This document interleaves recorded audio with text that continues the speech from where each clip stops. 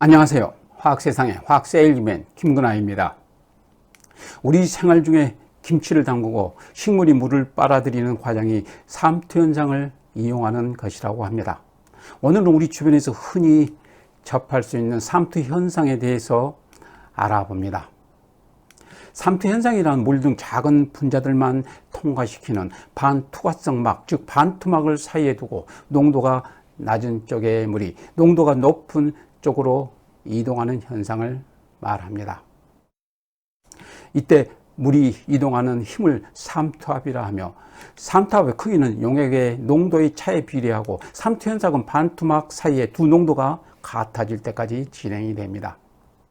삼투 현상은 일상생활에서도 쉽게 관찰할 수 있는데요. 어떤 것이 삼투 현상인지 구체적으로 살펴보겠습니다.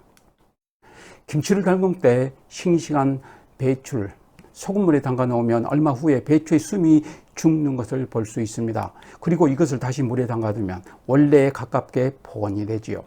이것이 바로 삼투 현상에 의한 것으로서 배추 속에 있는 물이 소금의 농도가 높은 밖으로 이동하기 때문에 배추의 부피가 줄어들고 쭈글쭈글해지는 것입니다. 젓갈이나 햄 등 염장식품도 같은 원리입니다. 김치와 마찬가지로 소금물의 삼투 효과로 식품에서 수분이 빠져나가면 미생물의 서식 여건이 맞지 않게 되어 식품을 오래 보관할 수 있는 장점이 있죠. 생체 세포막의 막을 구성하는 물질은 반투과성 막이랍니다. 그래서 이 반투막을 사이에 두고 물 등 작은 분자들만 통과시키는 삼투 현상이 일어나는 것입니다.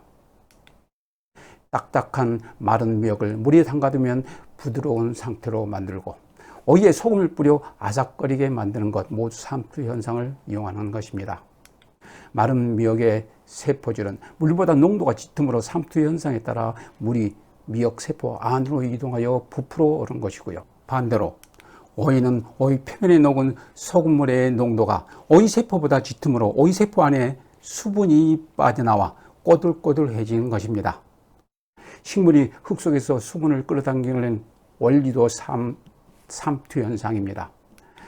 식물이 뿌리 세포의 영양분 등 염류를 축적하면 상대적으로 염류가 적은 흙 속에 물이 뿌리로 들어갑니다. 그리고 뿌리에서 잎으로 물이 이동하는 과정도 삼투 현상이 중요한 역할을 합니다. 식물의 가장자리나 위쪽으로 갈수록 용질의 농도가 높기 때문에 삼투압의 차이가 발생됨으로써 수십 미터가 넘는 큰 나무의 꼭대기까지도 물이 공급되는 것입니다. 또한 식물이 줄기와 잎의 모양을 유지하는 데도 삼투 현상이 작용됩니다. 물을 주지 않아 시들은 식물에 물을 주면 단 몇 분만 해도 원래 모양으로 회복됩니다. 이는 식물의 줄기와 잎이 본질적으로 삼투압에 의해 팽창되기 때문이죠. 생선을 잘라서 수돗물로 씻는 경우 생선살의 체액과 수돗물이 세포막 사이를 두고 농도 차에 의해 물이 생선으로 들어갈 것입니다. 그 결과 생선살은 물에 불어서 맛이 떨어지기 때문에 횟감으로 얇게 뜬 생선을 물로 씻어서는 안 될 것입니다.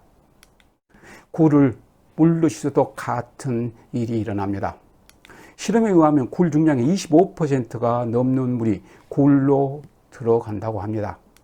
따라서 굴이나 생선을 씻을 경우에는 수돗물이 아니라 굴이나 생선살의 농도와 비슷한 해수의 염분 농도 약 3%의 소금물로 씻어야 좋겠죠. 참고로 이 삼투 현상을 역으로 이용하는 것이 역삼투압 방식의 정수 방법입니다. 삼투 현상은 낮은 농도의 물이 높은 농도 쪽으로 이동하는 것으로 설명드렸는데요. 역으로 농도가 진한 쪽에 높은 압력을 가해주면 삼투 현상이 역으로 일어나는 것입니다. 즉 농도가 진한 용액 속의 물이 반투막을 통하여 묽은 용액 속으로 이동합니다. 이것을 역삼투라고 하지요. 이러한 원리를 가정용 정수기에서 활용하고 있으며 특히 바닷물의 담수화 장치에 많이 이용하고 있습니다. 오늘은 우리 생활에서 기묘하게 이용되는 삼투 현상에 대해서 살펴보았습니다. 오늘의 내용이 흥미롭고 유익하였다면 좋아요, 구독 부탁드립니다. 감사합니다.